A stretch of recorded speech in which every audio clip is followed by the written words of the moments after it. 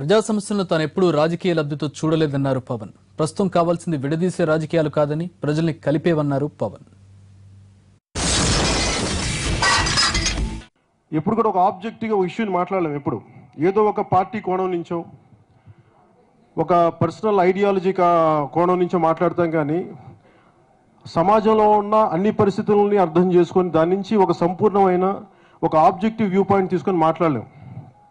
Contemporary సమకాలీన రాజకీయాలకు కావాల్సింది విడదీసే రాజకీయాలు కాదు, మనుషుల్ని విడగొట్టే రాజకీయాలు కాదు, సమాజాన్ని కలిపే రాజకీయాలు కావాలి. మనుషుల్ని విడగొట్టే రాజకీయాలు చేయడం చాలా తేలిక, లబ్ధి పొందడం చాలా తేలిక, కానీ మనుషుల్ని కలిపించుతూ దానిని ఒక రాజకీయ పార్టీ నడపడం చాలా కష్టం.